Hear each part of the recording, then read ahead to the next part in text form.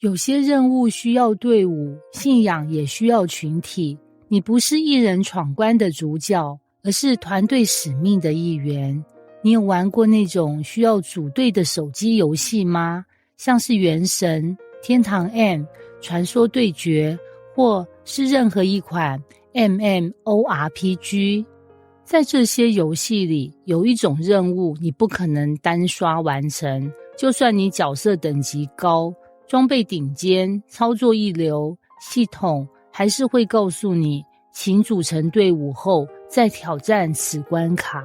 一开始你可能会觉得，我才不需要别人，我靠自己比较快。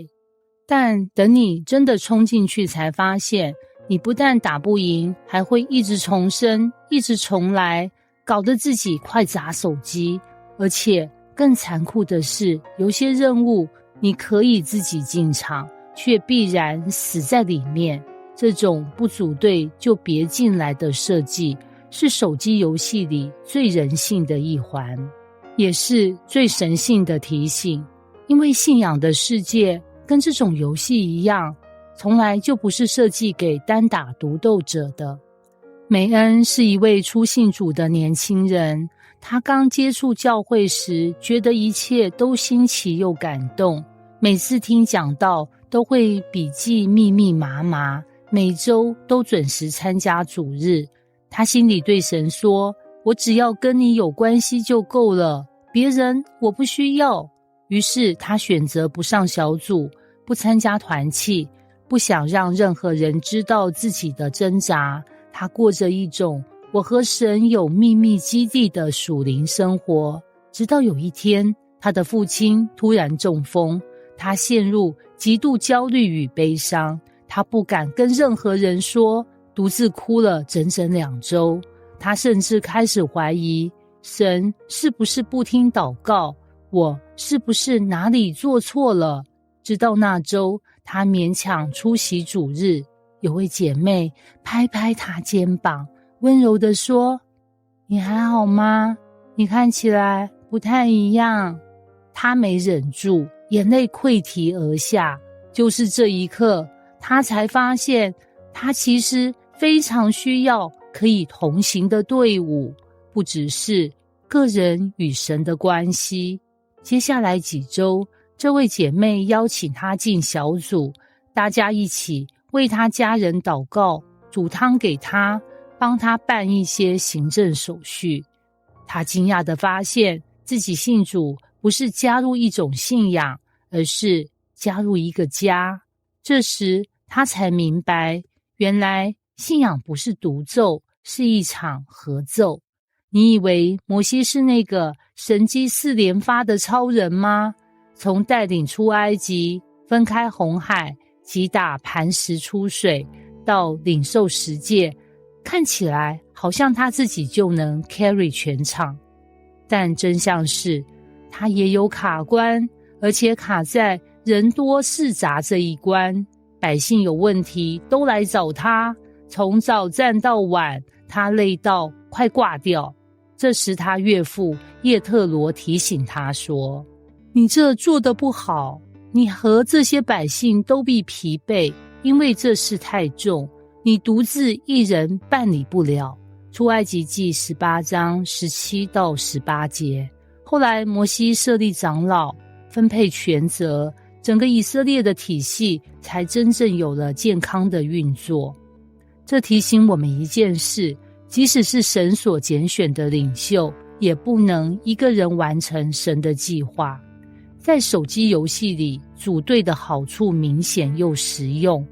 有人帮你补血，牧师；有人帮你打怪，战士；有人远距支援，法师；有人可以拉你一把，队长。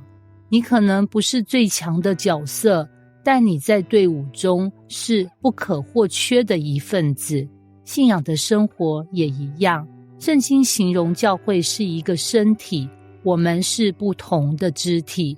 若一个肢体受苦，所有的肢体就一同受苦；若一个肢体得荣耀，所有的肢体就一同快乐。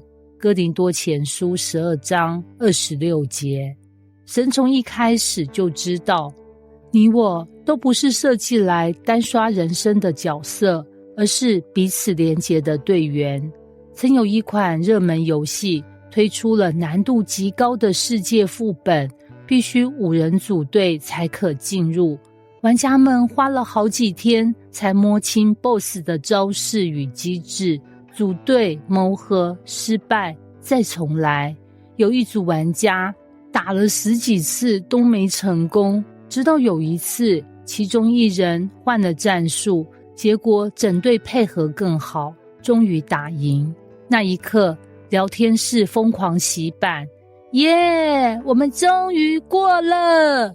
全队人都跳起来拍手截图纪念，仿佛完成了一件了不起的大事。这就是队伍的美好，不只是你一个人突破，而是有人陪你流汗，也陪你喜乐。信仰也是如此，你在低谷时，有人为你祷告；你在得胜时，有人与你一同赞美。而这份一起是神给你的礼物，不是你的选项。你知道吗？就连耶稣来到世上，也选择了带一队人完成任务。